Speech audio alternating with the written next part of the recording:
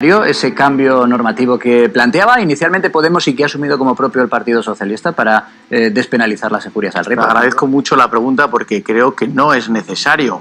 ¿Por qué? Porque el Código Penal tiene muchísimas otras debilidades que afectan a la inmensa mayoría de la ciudadanía que no se están poniendo en cuestión. Existen penas desproporcionadas para robos, para hurtos. En cambio nos encontramos en situaciones de blanqueo de capitales o de delitos económicos que parece que sale impune. Por lo tanto, el debate tendría que centrarse en qué es lo que la sociedad española demanda y cómo actualizar ese marco penal, ese marco punitivo a los problemas actuales, y no todo apunta dirigido a una cuestión ideológica, más allá de un debate profundo jurídico, que es comprender cuál es el bien jurídico que protege el Código Penal y cuál es el fin de cada uno de los delitos que intenta proteger, y no teñirlo única y exclusivamente de un tinte, como he dicho anteriormente, ideológico. Juanjo, ¿cómo se trata este asunto en otros países de los entornos similares a España?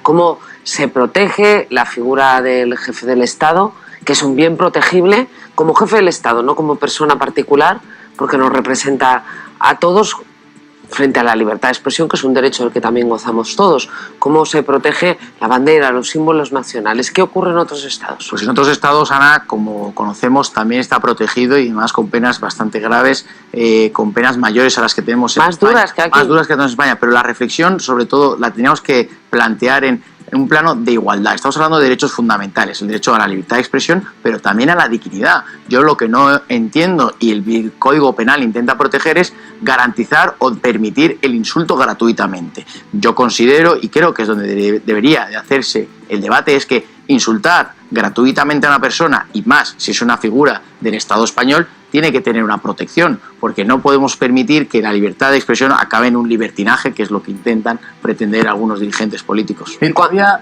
pedir, Juanjo, que escuches con nosotros las palabras que dejaba anoche en el Cascabel con nuestros compañeros del Cascabel, con Antonio Jiménez, el juez Vázquez Taín. Él decía, hombre, más allá de que sea necesario o no, que era la primera pregunta que te planteaba, ojo, porque la reforma para despenalizar las injurias al rey es que pueden vulnerar la Constitución. Le escuchamos.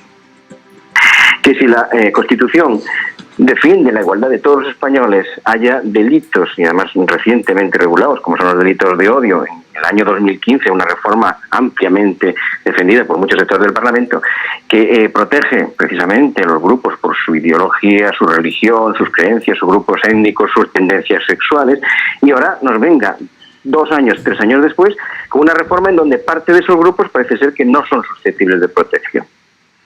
¿A tu juicio se puede vulnerar la Constitución con esa reforma? Bueno, lo que hay que entender es que la Constitución, en los artículos 56 y siguientes, lo que protegen es al jefe del Estado. Entonces, en cualquier Estado de Derecho tenemos que entender que las leyes marcan el camino y las normas que hay que seguir, y que no simplemente se puede llegar a cambiarlas con unas mayorías que habría que analizar, porque el Código Penal es una ley orgánica que va a requerir de unas mayorías cualificadas para su reforma. Por lo tanto, creo que estamos otra vez más en un debate que va a quedar en tintes sin titulares, más allá de un debate profundo, en donde no se busca el consenso y en averiguar qué es lo que habría que analizar para tener un código más proporcional. ¿Quieres decir que esta reforma va a ser meses de debate en el Congreso de los Diputados y que no se va a aprobar al final porque no hay mayorías suficientes? Es verdad que el Código Penal siempre se ha tratado con especial cuidado por los distintos gobiernos, y cuando se han introducido cambios, sobre todo en asuntos fundamentales como los que afectan a la jefatura del Estado, tema de enaltecimiento del terrorismo que está aquí, o los sentimientos religiosos, se ha tenido especial cuidado en contar con el respaldo, al menos la anuencia,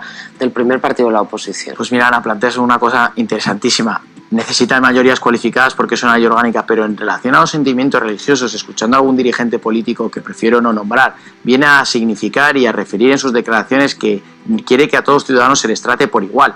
Pues habría que responderle a este dirigente político que el Código Penal no protege una y exclusivamente los sentimientos religiosos de los cristianos, sino protege todos los sentimientos religiosos. No entiendo por qué intenta marcar siempre en una sola dirección su argumentario. Pero sin embargo nos encontramos a que está en favor de la libertad de expresión, en contra de que se trate la dignidad del jefe del Estado o de la Casa Real. Sin embargo, podríamos abrir el debate. ¿Por qué el Código Penal sí protege a aquellos grupos minoritarios, como pueden ser distintos colectivos con distinta ideología, tendencia sexual o distinta ideología. ¿Por qué no le vamos a dar esa misma protección que ya la tienen en el Código Penal al jefe del Estado? Juanjo. Pues Juanjo Espina, la verdad que nos has hecho un magnífico relato jurídico, pero también creo un acertado análisis político, cuando decimos